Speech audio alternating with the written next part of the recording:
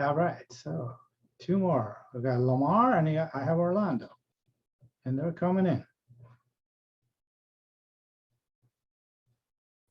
15 of us now. How many were you at Dr. Jackson's session? You remember? 19. 19? Okay, so we need 4 more people here, or at least 5 more. 5 more, 5 more, at least 4. 5 more, including myself. Okay. Let's see, chat. Hello, hello, everyone. Okay. I don't know if you did this already. Did you go around the room and just sort of like say, I am so-and-so, blah, blah, a little bit? Yeah. No, you didn't. Okay. It's a small enough group that we can do that, but in a short amount of time, because later on the forum, you have a chance to get more elaborate, talk about your background, your research interests and all that the first week of the course. Now, officially, the first week starts on Monday. So when you look at the, the weekly forums, right, week 1 and 2, the way in which I organize this course is on modules. So you have 2-week modules. The first week is for reading and reviewing and submitting your initial posts, where you are the author of your initial post, responding to the readings and analyzing and offering, your insights and new synthesis, etc. And the second week of the so-called module is for all of you to respond to each other and start initiating conversations. And then, of course, throughout the semester, we will have 3 optional Zoom sessions.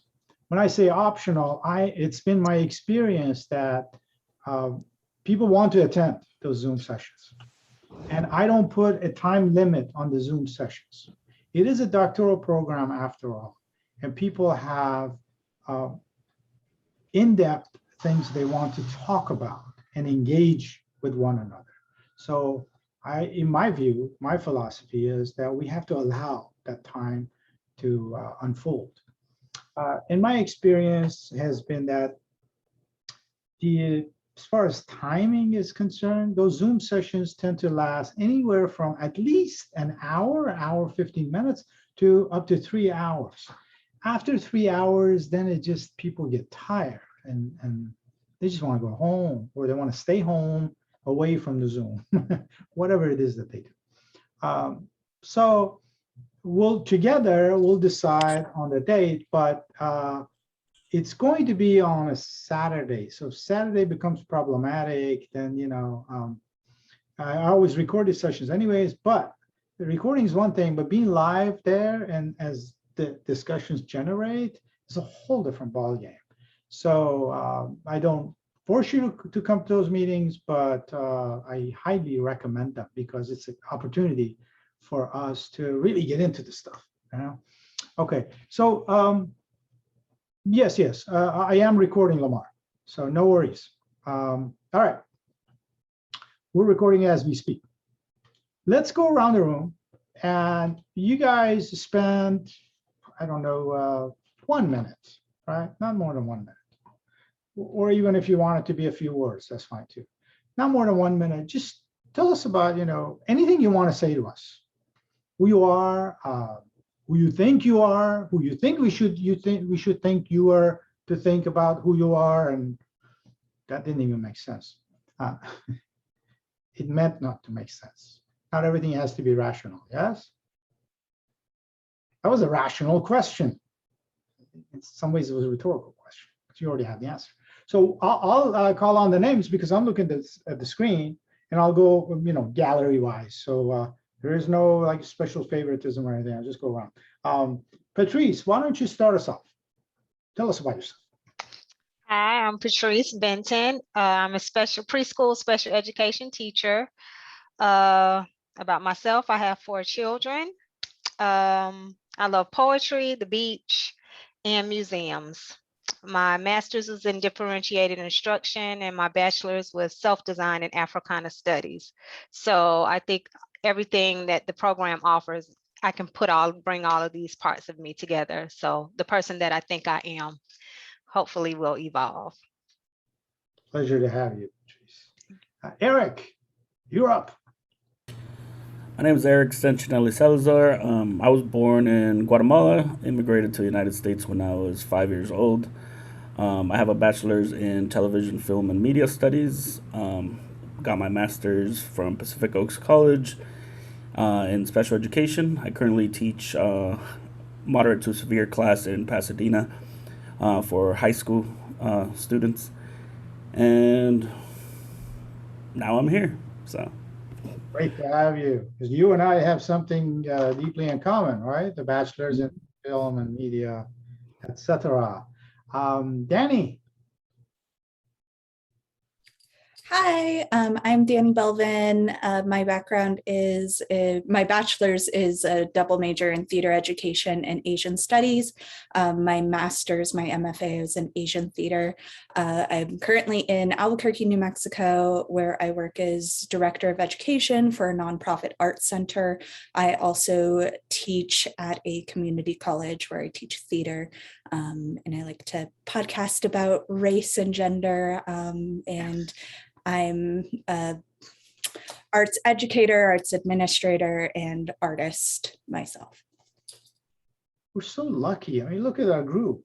Just look at the faces. I mean, we are just, and then more we learn about each other. I'm like, wow, dude, I get paid for this? Yeah, thank you. What was I gonna say? I forgot what I was gonna say, but it'll come back to me.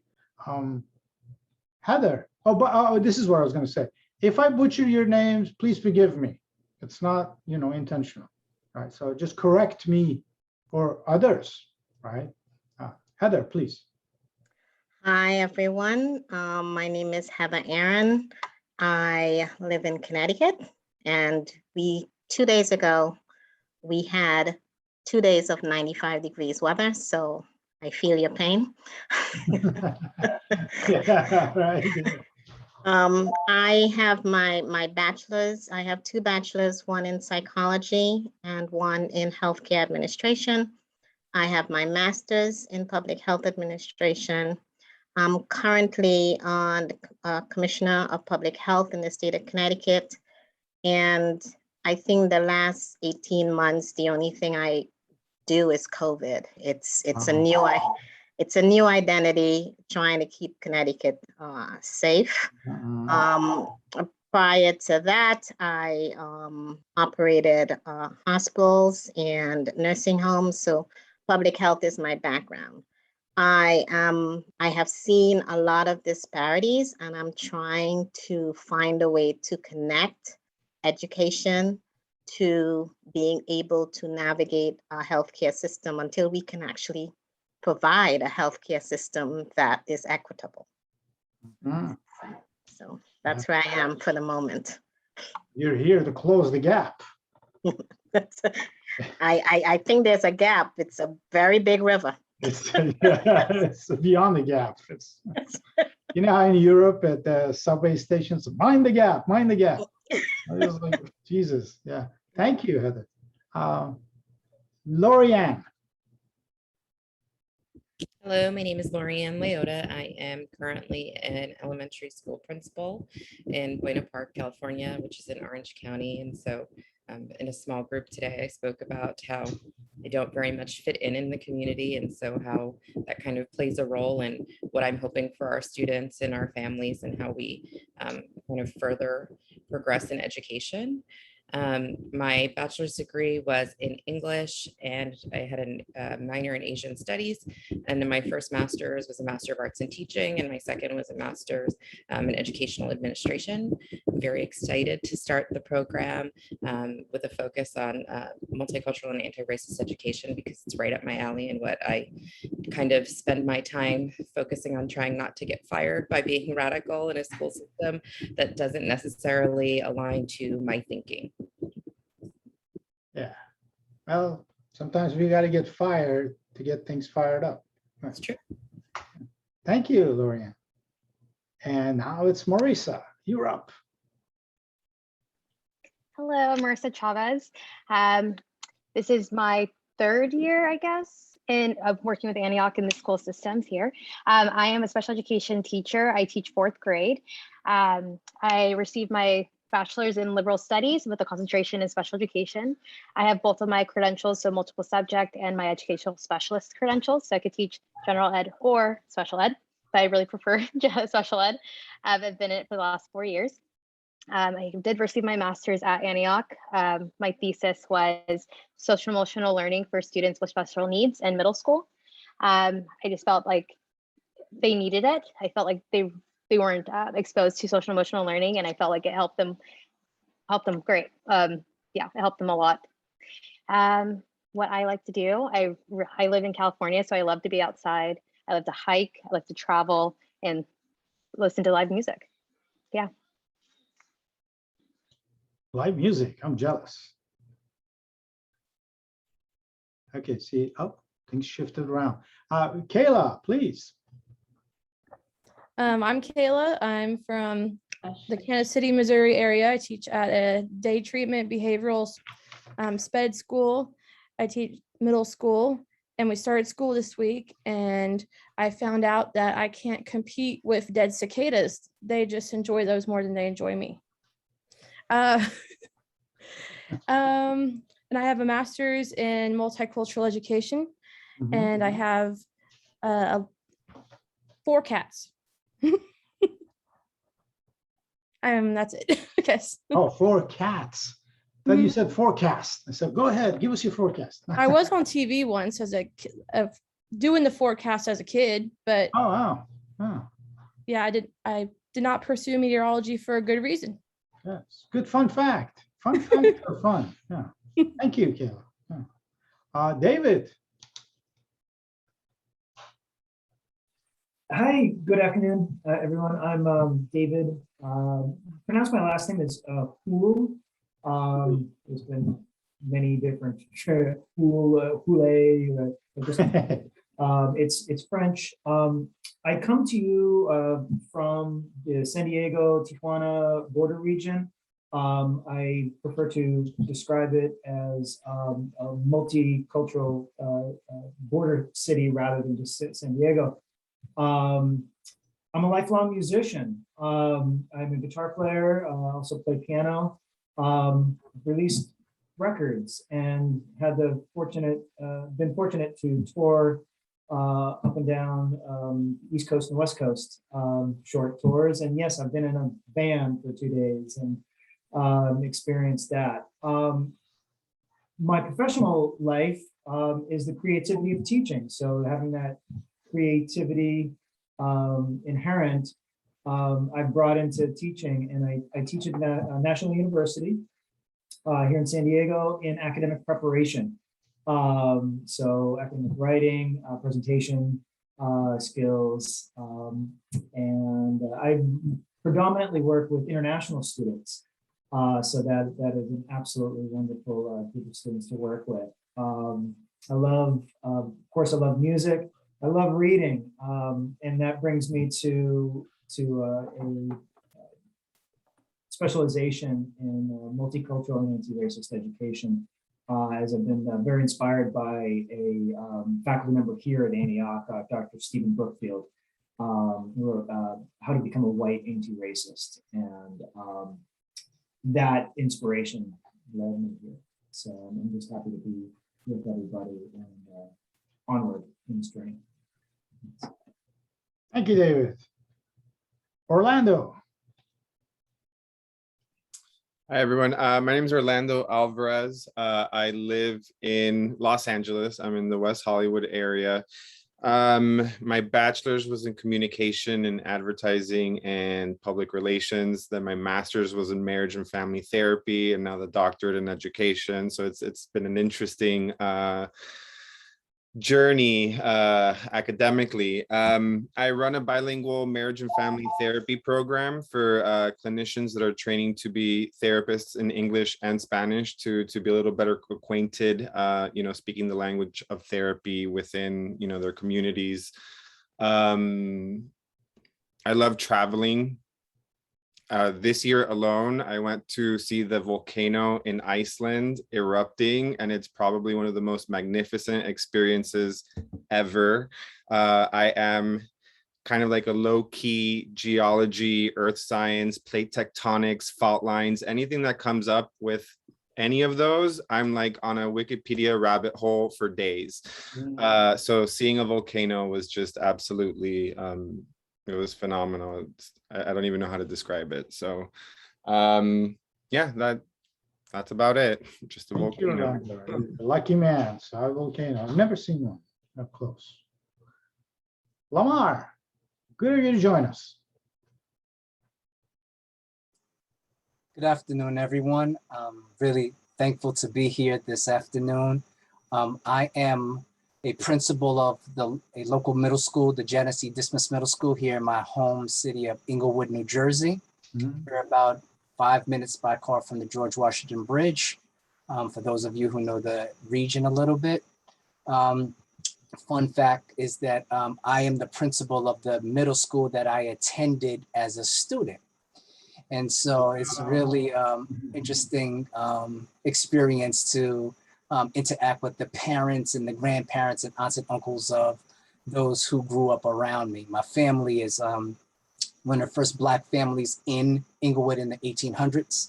And so we have deep roots here and obviously a vested interest in seeing all of the children of my city succeed. With that also being said, I have 4 beautiful, wonderful children of my own, 3 daughters and a son.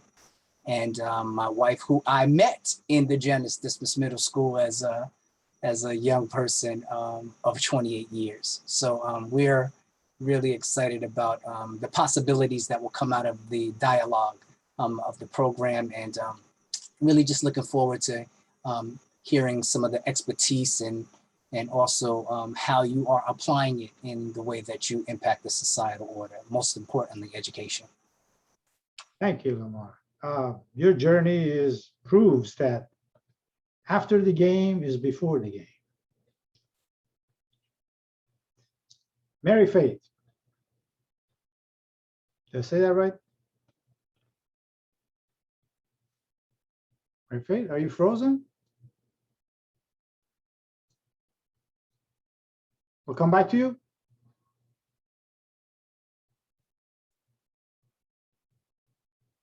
We'll come back to Mary Faith. Bad connection. I think it's my internet. It's sketchy. Yeah. I didn't hear you at all, but can you hear me now? Yeah, it is the internet connection, not so much Okay. the internet itself. Yeah, okay. You're saying? Yeah. All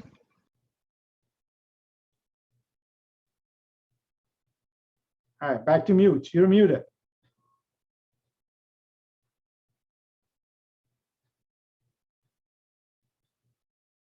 Okay. Can we come back around? Mary Faith, do you mind? We'll just come back to you. I think I have next up is Ashley. Ashley Watson. Hi, everybody. So I guess one thing you guys can learn about me is that I'm a Brooklynite. So anybody that you meet from Brooklyn, we like to say we're from Brooklyn every time you talk to us. But I'm also represent Buffalo to the fullest as a Buffalo soldier. And being out here since 2009, my passion has just been with working with youth and families, predominantly teens right now. And for the past, I would say 7 years, really. I'm a poet. I'm also in a writing program in California to work on my first manuscript of poetry. I love basketball, and I'm a pretty awesome cook. I got my bachelor's degree in sociology. I saw that. I have my bachelor's degree in sociology and my master's in marriage and family therapy. And within this doctorate program, I'm looking to implement my individual growth formula and how it impacts change, along with all the other components that have developed through working in community and working with youth.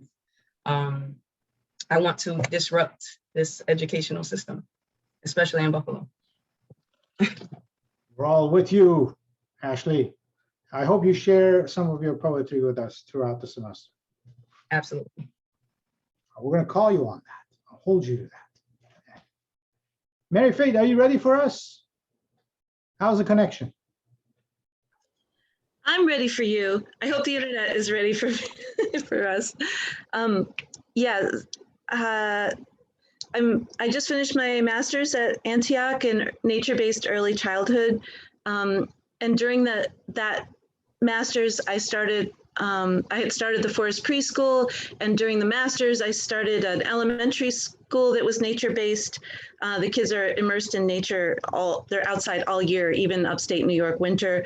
And so we integrated Reggio into that school, and during the doctorate, I just started a middle school as well. So we'll see how that works out, running administrating 3 programs while also doing this work. But the research I did in the elementary school was about whether children could free range in education and have it be comparable to what the New York State standards are for any education. And we're finding that it is, but there are so many problems that we still have, problems of access and equity and diversity.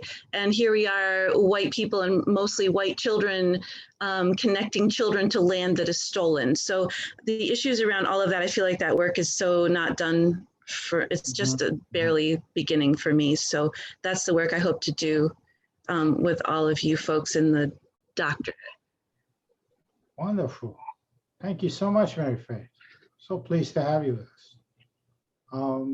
Let's see, who's up next? Danielle, did I say your name right? Yes, it's Danielle. Hello, everyone. Danielle. Okay. It just looks funny on paper. I'm Danielle. I live in Seattle. I actually work at Antioch University, Seattle as the Student Success and Retention Specialist. My bachelor's was in human development. My master's was in education at Antioch. All of you have such interesting things to say about yourselves. I can think of nothing. So that is what I will share. You are so humble. Thank you so much, Daniel. And Sarah, or should we say Sarah? Sarah.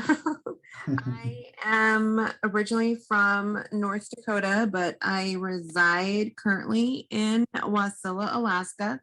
I'm the Title VI Indian Education Coordinator for the school district I work at up here. I have 2 kids, I have a dog. Obviously, I love the outdoors since I live in Alaska. I have moose that visit me in my backyard almost every day, and black bear. So that is a real. And I am jealous of those of you who have like over 50-degree weather right now because it is freezing up here. Oh my goodness. Thank you, Sarah. Goose, moose. Yeah, we get goose. We don't get moose. We get deer out here, lots of deer. Gabby, how are you doing? Hi, I'm Gabby. I have a newborn. All right. Right now. Well, he's 3 months old. So yeah, I'm Gabby. I live in Mount Vernon, Washington, which isn't too far from Seattle. My bachelor's is in sports administration. My master's is in exercise science and wellness. I'm a PE teacher, but currently on maternity leave. What I'm hoping to get out of this doctorate is to find ways to create programs in education and the nonprofit sector as well that can help kids learn about wellness in order to succeed more academically, so that maybe potentially we can down the road close the health and wealth gap. That's kind of my little hopefully stab at it, but we'll see what I find the more I study in the program and whatnot. I'm an immigrant. My dad is from Costa Rica. I was born there. My mom's Rwandan. So I'm really excited to see like all the diversity. I feel like I'm amongst my people that get it. So this is really exciting for me. And as an immigrant, this is like the dream, this is why my parents left everything. So I'm really excited. Wunderbar. Yeah, just something else to share. When we had our son, who is now almost 18, he's 17 and a half, we were both, my wife and I were both in graduate school. I was in a PhD program and she was getting her master's. Boy, it was difficult. First couple of years, but it was all worth it. So yeah, my firstborn I had when I was doing my master's. So I'm like, okay, I can kind of do this. Maybe we'll see how it goes. All right. And James, how are you doing? I'm very well, thank you. We love the hat, by the way. I appreciate it. So I'm James from New Bedford, Massachusetts. My bachelor's degree is in human services. My master's degree is in public policy with a concentration in educational policy. I currently work in higher education at the University of Massachusetts, the Dartmouth campus. Prior to that, I was at the University of Rhode Island. I work in an alternate admissions program as a retention counselor. It's a program that provides access and opportunity to first-generation low-income students of color. And it's actually a program I went through coming out of high school that provided me the opportunity as a first-generation student. So this is my way of giving back, but it definitely has its unique challenges being an alum of the program and fighting for the same things that I was dealing with as a student. Yeah, again, it's kind of like after the game is before the game. Yeah. So somebody is behind the veil of iPhone FG. Who is this mysterious person? Lori. Talk to us, Lori. Lori can only text in. So if we could read her text, that would be probably good for her. Oh, all right. Okay.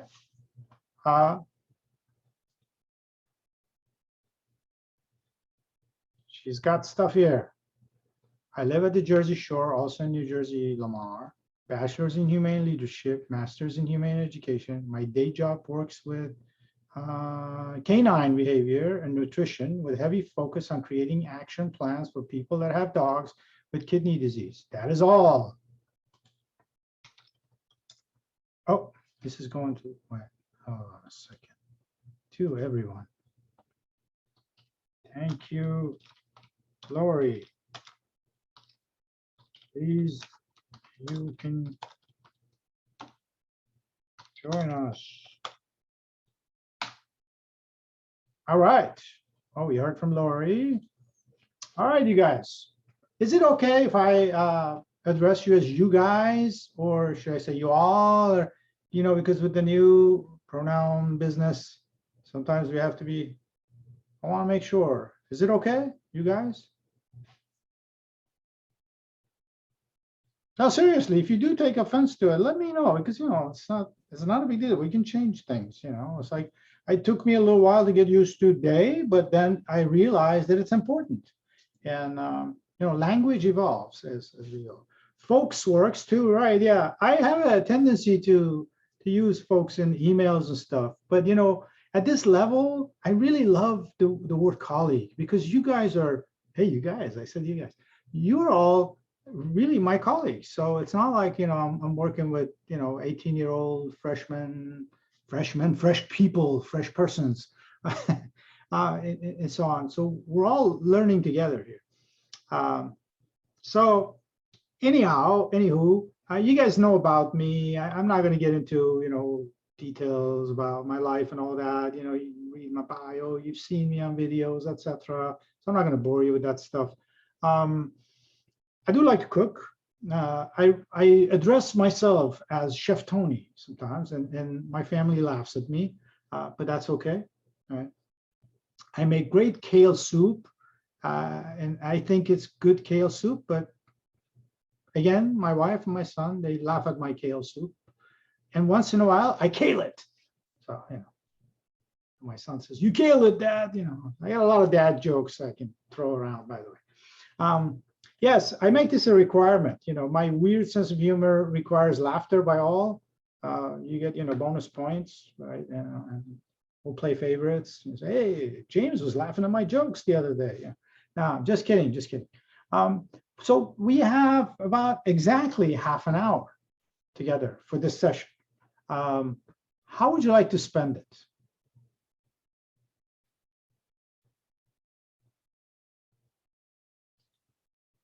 Folks, I'm open to suggestions. Q&A, David says. Great idea, David. And you had an excellent question during my beginning session. No, it wasn't. Did I say it was a $64,000 question? So that means it was an excellent question. It wasn't a $65,000. No. Hey, good one.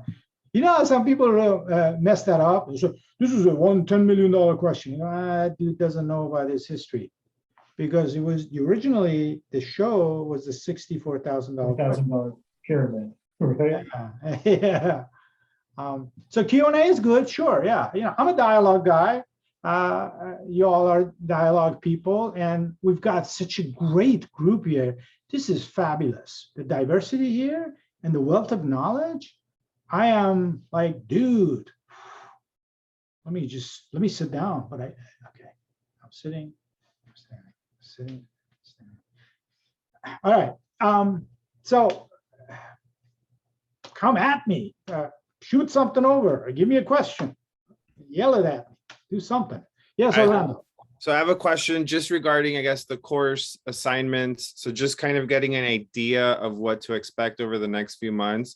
Just looking at the syllabus. So essentially, the way the course is sort of structured, you have those 2-week modules, but the main assignments or the bulk of the work is discussion points or posts in response to the readings and the videos. That's how it's structured, correct? Okay, how about I share a screen and we'll just look at the Sakai together? Perfect. Because that's an excellent question. It's a question about structure and logistics, and we need to do that. So let me share screen, share. Here we go. Can everybody see my screen? Okay, here's our syllabus, PDF form. So very quick, can everybody read this? If you can't, I can enlarge it. Enlarge, please. Enlarge, please. Thank you. Ha! It's too much. Okay, here we go. Is that large enough? What do you think, Heather? That's great. Excellent. All right, all right. Okay, one required book, which I trust you guys already have by now. Oh, wait a minute. You can't see this. I'm holding it in front of the camera, but Maxine Green's The Dialectic of Freedom, right? We're going to read this book, and then all the other readings are going to be provided to you on Sakai. So here's the structure. I'm sure you looked this over, so I'm not going to just go detail by detail, like, all right, so let me go to the overview of the course and then address. Orlando didn't really have a question. He was just sort of like confirming how this works. So obviously, when you go to the overview, the announcements, the latest announcements come up. Here is yours truly, as handsome as ever, speaking to you here. And then is yours truly, a little less handsome, but still, good enough to pass the muster. These are jokes, by the way. Okay. All right. So discussion forums. I'm going to it. Can everybody see this? I think it's pretty large. Yes. Yeah. Okay. So you've got the ask the instructor, like you have a question, like for example, Orlando's question today might be there. I'll just go in there. I check it out and respond, or somebody else might have an answer to that. Hey, by the way, Tony's not here yet, but I know the answer to this. That's okay. You guys go there. General discussion and getting to know each other. That's kind of like what we did today, but on an expanded form. all sizes and amount of content is welcome. It could be short, it could be long. Put pictures up there, whatever you like. This is your forum. So go in there and get to know each other, because that's really what it's all about, getting to know each other. So starting Monday, we'll have week 1 and week 2. So like I said earlier at the beginning of our session, the first weeks of each couple modules are for reading and sort of contemplating your response, and then composing your response and putting it up there. Initial posts, right? You put your initial post in there, and then you start, as the posts come in, you start reading other people's things. The second week, it's the same topic, same readings, same everything, and you just go back and you start responding to folks. And what I require, if requirement is a word to use here, is that you engage with at least 2 other people.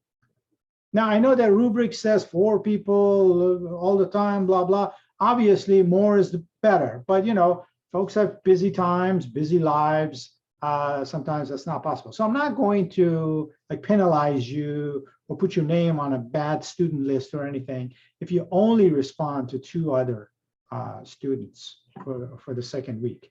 But obviously, we like heavy engagement and more discussions.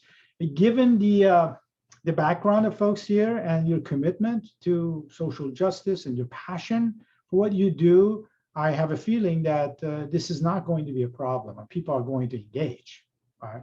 If I see low-level engagement by someone, I'm going to reach out to you and say, hey, so-and-so, what's happening? What's going on? Everything okay? Because, life happens.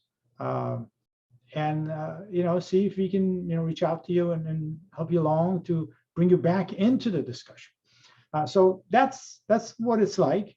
So we have week 1, week 2, discussion 3 and 4, 5 and 6, 7 and 8, 9 and 10, and then 11 and 12.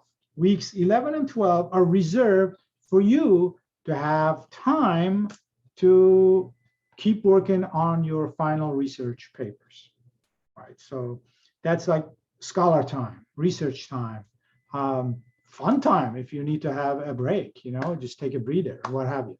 And then we return to our discussions for week 13 and 14, and we conclude the course. Now, the Zoom sessions are not listed here, but we will, I'll send emails to folks and say, well, vote for this option or that option. And then the option that gets most votes will be the date where we meet for the optional Zoom meetings. Now, let me go to assignments. That's important, because that's essentially what Orlando was asking about.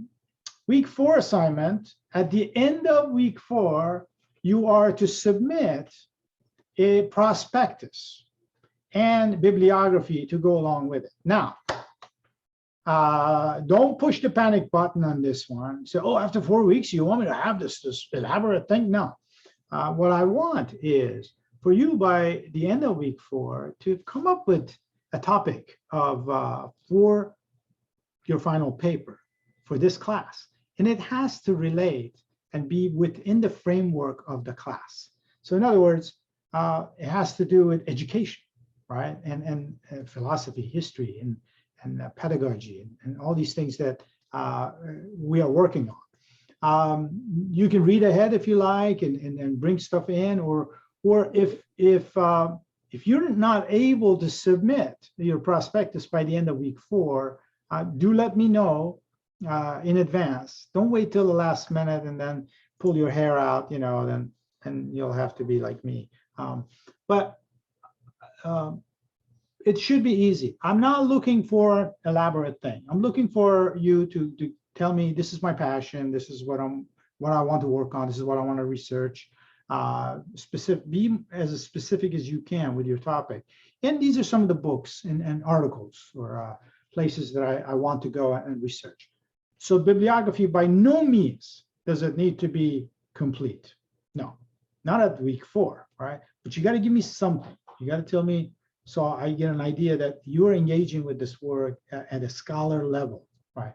So after that, what happens after week 4 assignment is that I invite you, I give you brief comments, I invite you to have a little Zoom session with me, one-on-one. And in those sessions, we discuss your topic.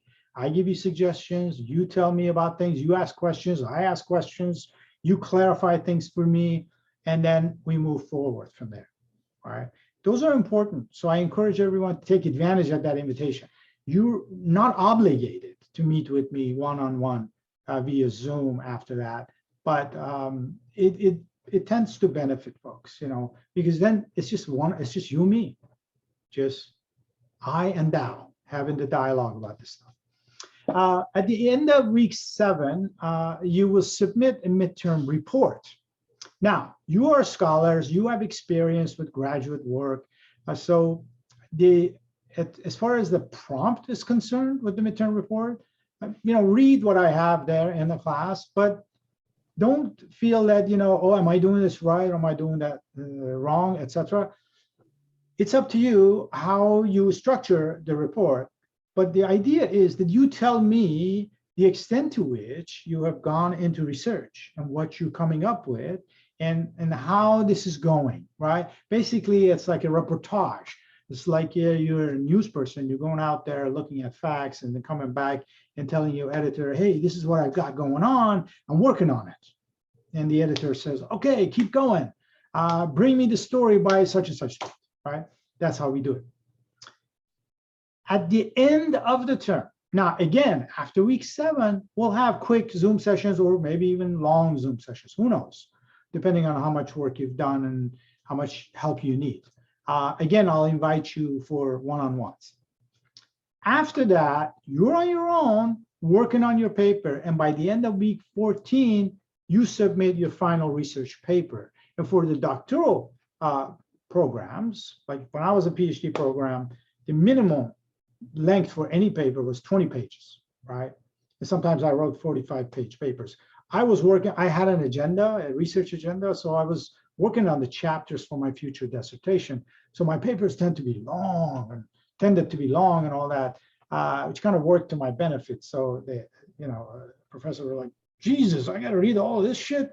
But then, they read the bulk of it, then I could explain. And then he was kind of like prepping me for my comp exam. Anyways, so that's all you got to do in terms of written assignments to submit. Now, I'll stop share screen and respond to any questions you might have about all this stuff.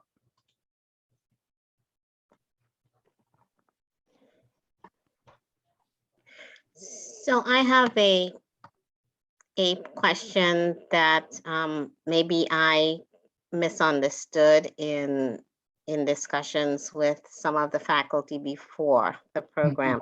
So far, I've seen a lot of classes smack in the middle of the workday, the schedule.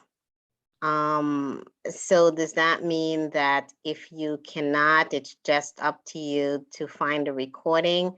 And is that really acceptable, or is that really gonna be enough to be able to function, because the going back and forth wouldn't be there, which is important. Right. So I'm getting, just my first day, I'm getting a little nervous. Okay. Heather, it's a good question. Keep in mind, this is a distance learning modality that we're dealing with here. And the work is done asynchronously. Other than the Zoom sessions where we do live things, that's 3 times in the whole semester.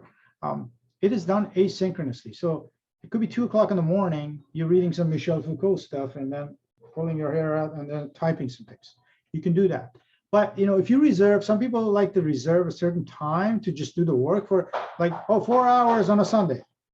That's not going to work for you. You have to kind of like spread it around during the week, read some.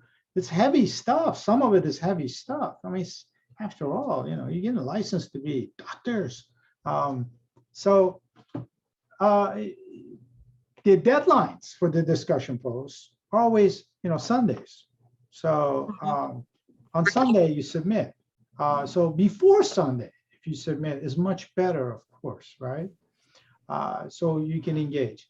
You'll get the hang of it as you see the dynamics of the class, how people are, coming in, who's coming in early, who's coming in late, who's interested in what, and how you, vibe with people and so on. So number one recommendation, do not get nervous. And it's not even a recommendation, it's an order. Nobody is going to get nervous from it. Number two is make sure you spread it around, right? And skimming is something that all graduate students do. We know that, but don't skim too much, right? Where you lose the depth, right? So come in with some substance so we can hang our hat on something substantive to work with. And by all means, do the reading, right? And watch the videos and so on. And then bring in additional resources for us to have a treasure trove, to have a repository. Right? Does that answer your question, Heather? Yeah, it answers the question of, yeah, and we, of course, I expect to spread out the work. I've already been doing some reading. I was just particularly concerned about a class being 10:30 in the morning when I'm at work at 10:30 in the morning. Well, So, it's online, so that's not an issue. it doesn't, don't worry about that. Okay. The others I've got. Thank you. David, you got your hand up. Yeah, just if you could repeat one more time about which week were you looking to have the initial one-on-one meetings about topics? I'm sorry, I didn't catch Oh, no problem. On week 4, at the end of week 4, or even earlier, if you're ready, you submit, right? And then as soon as I get that, right, I'm going to send you an email. Say, hey, David, fabulous work, or, I've got some questions. Let's have a one-on-one. So in week 5, you'll get my email, and then you tell me what works for you, what day is perfect, what day you prefer, and then we'll make it happen. All right. Okay, thanks. And one last Sure. one regarding the midterm report. So the way you're describing that, it seems very much that would be written in a first-person narrative style. Are you really looking for something that is in that way, or something maybe more informal, or what's the formality of that? Okay, good question. Of that midterm. Yeah, that's a good question. There's 2 ways of doing this. You could do the first person narrative, say, I went down the rabbit hole of this book and that book, and this is what I found out. Or you could just break it down and just delineate and give me an outline. And say, this is what I found out from this book. This is what I found out from that book. Just give me like an annotation, right? It's up to you. What I don't want is long essays, right? Because the idea is you want to give me a picture of the kind of work you're doing, how much you've done, right? So listing the stuff is important. Now that could be done in like a narrative form, or you could just break it down outline. I personally, the way I work in these regards, before I do any papers, like let's say I'm submitting something to a publisher. The editor says, well, give me a list of the chapters and what the content is. I break it down and I list them. I go 1, 2, 3, 4, 5, 6. So I give him the numbers, and then he or she looks at it, and then that way it says, oh, okay, number 15, blah, blah. And then so compartments, right? That's my approach, but I'm not imposing that on you. And you could do it any which way you like, as long as it's cohesive, right? First of all, it has to be coherent. Don't be all over the place, of course. And then it has to be cohesive, right? One note follows the other. One paragraph follows the other, etc. Yeah, thank you. Lori has a question. Lori, are you going to type?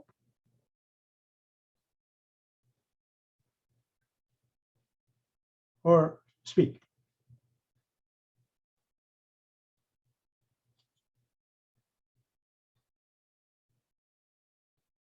I think she might be typing. Yeah, I don't see it yet. Okay.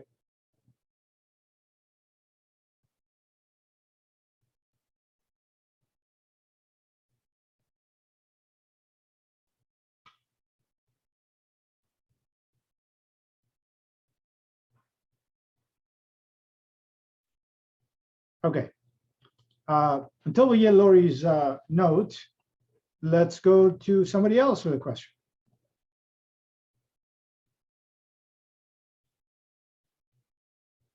Boy, it sounds like you guys got it. Right? You know, I'll chalk that up as my ability to explicate things clearly. Dr. Kashani, I am able to see Lori's question. Really? It Okay. inadvertently went as a direct message to me, so she just typed, please, it just went to me. If you'd like, I can read it. To Yes, you, please do. For her. Her question, can the paper for this course be the same paper for the writing course, since both have the same dissertation end goal? And then, sorry, it went to me. Okay, that's the question. Okay, Yes. the answer is yes and no. The yes is the topic can be the same, but you can't submit the same paper twice. It just doesn't work because it's two different kinds of classes, right? Dr. Jackson's class is about writing and literature review and that sort of thing. So the work that you do for literature review is the kind of work that you will do for this course in terms of, you know, well, here's what I learned about the book, like the annotation work and all that. You can use the same topic in some elements from that paper, but your paper has to work within the framework of the class content here, right? So that's why I said yes and no.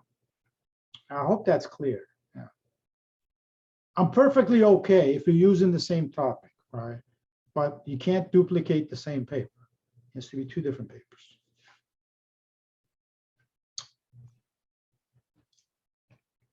Okay.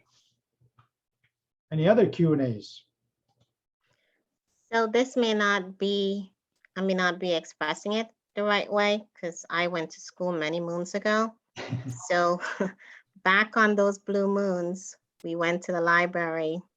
We had a particular way of doing research and getting papers and getting literature reviews and etc. Clearly, we have, you know, moved into another era. And so I would like to get a little understanding of how that works with Antioch, or are you just out in the ether figuring it out? Oh, okay. Well, Antioch is like any other university. Each professor has his or her own academic freedom to an autonomy to set up the syllabus and the curriculum. So for me, any which way you get your research is fine. You're going to be online most of the time and looking for stuff, reading electronic books, or you're going to physically go to the library. That's okay too. And I'm here to help. I do a lot of reading, physical reading myself all the time. And I also combine that with the stuff that I get online. And the online environment for research has improved significantly over the years. So it speeds up the work. So your research, somebody comes up to me and says, well, this is too difficult. I can't find material and research. It's either A, your topic is difficult, not enough written about it, or B, you're just sort of like not doing it right, or just coming up with excuses. So I don't know if that really answers the question that you have, but you know, we have the library at the Antioch. Folks are very helpful. And then there's a writing center that can also help you with how to get access to resources and so forth, right? So we don't, like, you know, to put it in your words, we don't send you out into the ether and say, hey, good luck, you know, do your moonwalk and then come back. So, but you know, if at any point you have any questions, contact me, contact Leslie. You know, she does a lot of this work that you are asking about, and that's her area of expertise. And I don't say this just because she's a friend and a colleague, but she's brilliant and she's very good at what she does. And I know she's really committed to it. So it's not just a job for her. And I appreciate being her colleague. Yeah. Anyways. Thank you. Thank you. Sure. What else? Stuff coming in the chat? Yeah, to follow up with Heather's question, I think I have the same question when I've done research for other topics that aren't heavily researched, they're sort of like niche research, like I get interested in, I guess. I've found like there's other, just by Googling shit, basically, I come up with like articles that are there other like students have done, and then it's like, oh, you don't have access to this article because you're not part of this university or whatever. Is now like the time of our life where we get access to all those articles now? And how do we find all the stuff that we're looking for? Like, I'm also asking that question that Heather's asking. Again, I think if you talk to Dr. Jackson about, working with the library, Antioch Library is continually expanding on access to resources. Also, to my knowledge, they have partnership with other libraries, all right, that you can get access to. I know in the Bay Area, for example, well, I have the privilege of having friends that, teach at different schools here, like UC Berkeley Library, so I have easy access to it. But I know that some of my students are able to networking, get access to UC Berkeley Library, and then their resources are vast, right? So there are ways to get at stuff. So, and the Antioch Library, honestly, is very impressive with how they have. I mean, some of the articles that I've got for this class come through the library. So you'll see that. Now, there is a question here. Let me see. Who's asking me about the word count? Marisa, was it you? Who asked about the word count? Ashley. Yeah. I was just wondering about if you had a word count for our initial responses. No. And reflections or format. Here's the deal. Oh, I sound like Biden. Here's the deal. Number one. Here's the deal, Ashley and company. We are colleagues here. We're scholars, right? So two-liners are not going to cut it, right? Substance is what I am after and what you should be after as well. So word counts, throw them out the window, man. Go with substance, but give me, I want to see, you have to demonstrate that, hey, I've done this reading, man, I know my shit. And then you come into it with analysis and synthesis and all that. Next thing you know, you've got this big of a post, right? So usually the problem at this level is, come on, man, can you be a little more concise? Can you squeeze it down? Not so much like, hey, tell me more. But if I see some like few short things and only just echo chambers, we do not want echo chambers, you guys, right? So yes, it's nice to be, to have camaraderie and compliment one another, but don't turn the discussion forum into like, one person says one thing, everybody else says, oh yeah, and repeating the same thing. And don't be afraid to challenge each other, right? Not challenge each other as persons, but each other's content, right? I had some challenging questions at the presentation today, and I welcome those. This is wonderful because it makes me think. Make each other think deeper. That's yeah. My other part of that question, sorry, was do we have like creative autonomy in how we reflect? So like, does it have to just be in like a narrative format? Can we write in a poetic style, or I'm just curious. Ashley, I welcome poetics, but it is an academic program. So I want to see that you're getting into the topics and you're able to write at this doctoral level. So it's got to be a combination of both. Yes, bring in your personal style to it, but don't make the whole thing personal style, because we got to meet certain requirements here. So the combination works. Does that make sense? Yeah. Okay.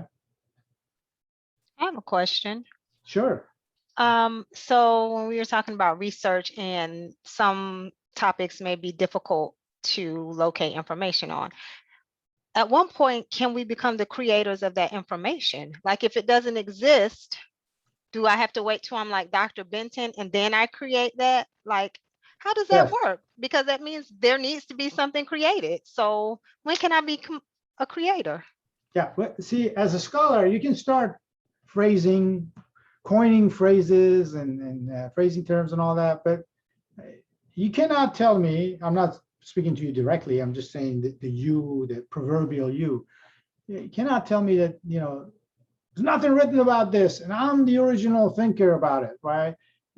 No, we're thinking we're standing on a ladder that has many steps that others have taken. So at this level, we need to demonstrate that we understand their work, and then, of course, your voice will emerge, right? And that's your original content.